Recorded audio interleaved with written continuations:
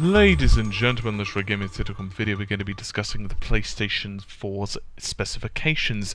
Now that it's out in the wild and people have started to take it apart, I figured this is a good time for us to summarize all the components inside the machine.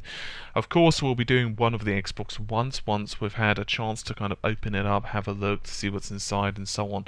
There is an accompanying article for this on the PS4 because there is a ton of links, and this is going to be a brief summary because some of this stuff is getting quite technical. And so there are links in the article which go into a lot more detail if you are so curious. So we're going to start out by speaking about the PS4's APU. There are two components to this primarily, the CPU and the GPU. We might as well kick things off with the CPU, which of course is the AMD Jaguar x86-64-bit processor. That is two modules. Each module contains 4 cores. This means 8 total, of course, each capable of handling 1 hardware thread each. Now, because it is an x86-64 processor, a lot of code is compatible, for example, straight out the bat with a traditional PC, which means that porting games from, say, the PC and so on are becoming super easy. One of the reasons that a lot of indie developers, for example, are finding the system just pretty much simple as pie to program for. There's also things such as basic memory instructions which are built directly onto the processor rather than needing to code them specifically like you would have to with a reduced instruction set computing. That's of course one of the benefits of a complex instruction set. The PS4's CPU also has a few shinies on it, for example out of order execution and advanced branch predictions. They are pretty damn important when it comes to decision making. Previously the PS3's wasn't, it didn't have those functions. It was an in-order processor. This basically meant that if an instruction come about or something basically popped up that the CPU wasn't expecting, it could sometimes just basically wait there just for a moment. There's also a pretty damn efficient cache on the system, 2 megabytes of level 2 cache. Split between each module, so that's 4 megabytes total. So what basically happens is the 4 cores on each module will actually share that level 2 cache. So let's move on to... oh, actually, wait, we haven't spoken about the CPU clock speed, have we? The clock speed on the PS4's CPU is actually not known at the moment, which is kind of weird, but there you have it. There's been some debate, but theories range from 1.6 to 1.8 gigahertz. The Jaguar's maximum clock speed, in theory, would be 2 gigahertz, but most likely it's not going to be nowhere near that because of heat issues.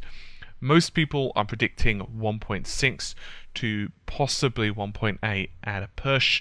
Remember, the Xbox One's clock speed is 1.75 gigahertz for the CPU. Next is the GPU. Now, the graphics processor on the PS4 has definitely been one of those things which has gotten a lot of press attention. It has been heavily customized by Sony. Indeed, Sony have actually given AMD quite a few ideas, mostly in terms of the compute. We'll go into that in just a moment.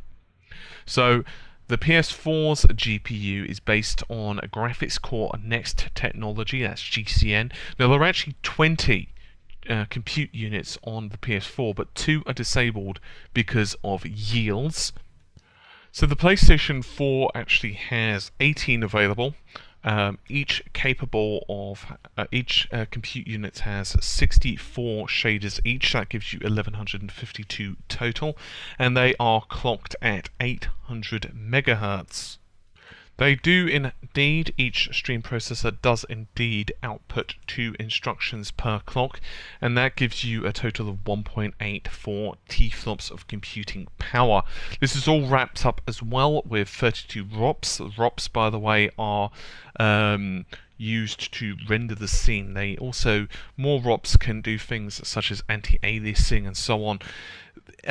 Generally speaking, we'll find that 16 ROPs, which is the same amount of the Xbox 360, is enough for 1080p, 60 frames per second, but more does allow you to basically get things such as better levels of anti-aliasing, better filtering, and so on.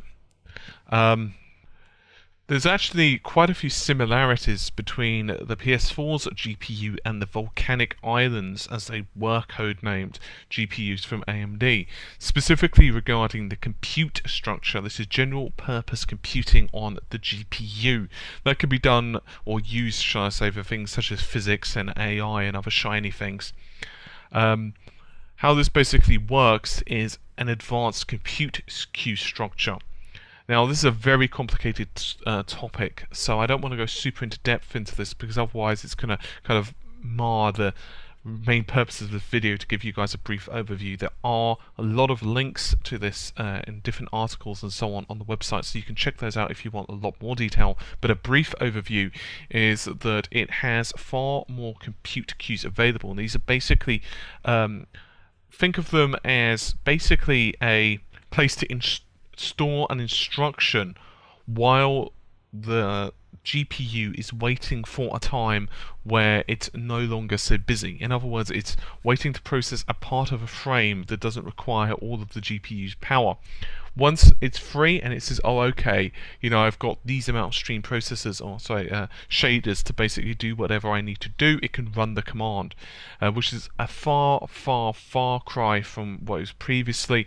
For example, there were only 8 compute queues available, or 16 on some GPUs, depending what they are. So the PS4 definitely ramped that up. Another major advancement was known as volatile bit. This is basically a way for code to basically eliminate a specific area of the level 2 cache on the GPU. This is a very big deal indeed, because rather than needing to delete the whole level 2 cache or to change or purge the whole level 2 cache, it can simply use this volatile bit to basically pinpoint, laser target one specific command and change it, nuke it, whatever it needs to do. So both the CPU and the GPU are wrapped up and they form the PS4's APU. APU, by the way, is Accelerated Processing Unit, which means an amalgamation of basically CPU and GPU processing. Next up is the... Actually, you might as well go into the size and so on of the damn thing. It's actually 19 by 18.3 millimeters in size, so it's pretty small. And comparatively, it's actually bigger than the PlayStation 3's cell package, which is pretty damn impressive, to be honest with you. Now let's talk about the memory. I'm sure most of you can pretty much tell me that it's 8 gigabytes of GDDR5 memory, and yes, it is of course 176 gigabytes per second. It's using a Samsung memory, and they are providing 16K per /32 ms refresh rate per 4 gigabytes.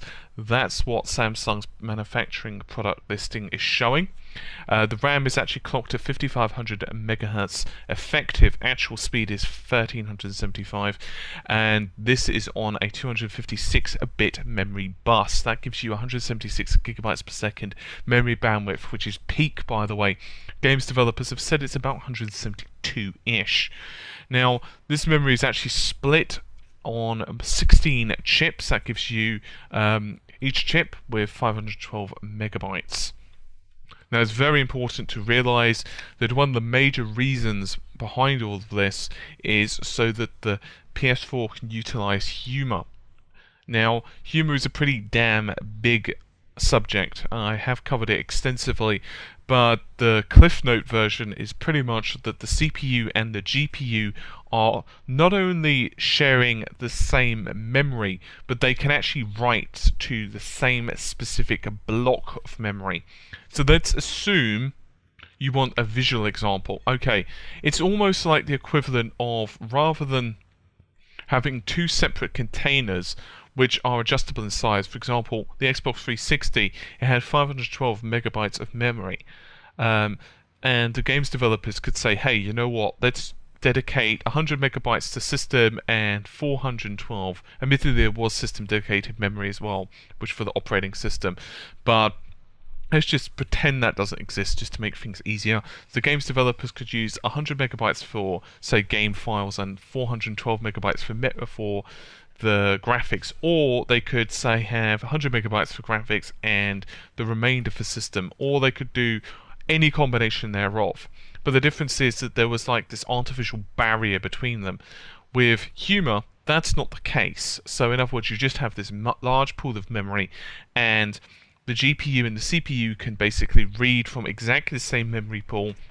That means that if the CPU needs to process a little bit of data and then it needs to pass it over to the GPU, there is no copying of data, and it pretty much makes the whole process of compute a lot more efficient. Now let's move on for a moment and speak about the second processor. So we've just learned about this. This was one of the mystery components on the PS4. I have covered this quite extensively in another video, but there is also this thing also comes with 2 gigabits of extra memory. That's 256 megabytes. Gigabits, by the way, you have to divide by 8. So let's assume it's 2 gigabits, then you just divide it by 8, and that of course gives you 256 megabytes of RAM. This is using DDR3 memory, and as far as we understand runs at 2133 megahertz, also known as exactly the same speed as the Xbox One's memory. Now, we're not exactly sure what this does yet, and that's a bit of a cop-out. Unfortunately, it's just how it is. What we believe it is, because it's a low-power ARM chip, we believe it does things such as background downloading and encoding. But once again, not all of it is known at the moment. We are starting to understand it more and more. One of the major reasons is that we think it exists is to actually help to facilitate things such as downloading while the system's on standby, for example. There's also internal flash memory. Now, the PS4 is actually using 256 megabytes of serial flash memory. By the way, guys, in the article, you've actually got all the part numbers and stuff listed. It's just I'm going to be here all day trying to read out a long series of letters to you. So if you are really that curious, you can just click on it and save us both a hell of a lot of hassle. And you can just Google the parts and, you know, have at it. But anyway, just like the secondary processor, we're not exactly certain of the purpose, but most likely the theory is right now is it's going to be used to capture gameplay, for example, when you're utilizing the share button. So in other words, you press the share button and it's constantly reading the serial flash memory, or storing it to the serial flash memory. That's a theory. It has not been proven yet, so obviously, you know, keep up with the channel and we'll have a look. So there is an Ethernet controller and of course USB 3. They are a vast improvement over previously. There is of course a hard disk in the PS3 as well, which is 500 gigabytes. There's just over 400 gigs usable once you've taken into account just how hard this data is calculated, plus of course system files and so on. That's using a 2.5 inch drive, which is 5400 RPM, and that's a SATA 2. You can plug a SATA 3 into the drive by any means. It can be any type you would like, including solid state drives, SSDs, hybrids, or traditional hard drive. There's also of course a Blu-ray. The PS3 used a Blu-ray, and this is no longer different for the PS4. It's considerably faster, however, it's actually 3 times faster than the PS3's Blu-ray, and is actually capable of reading 400 gigabyte discs. Finally, we have figured out that there is a custom chip inside the PS4, an additional one. This one doesn't do anything particularly exciting. It is there for communication purposes, and it pretty much acts as a bridge to talk between the APU and the secondary processor. So that's about it. That's a quick whirlwind tour and a quick guide from the insides of a PlayStation 4. So hopefully you've enjoyed the video. I'll see you soon. Take care and bye for now.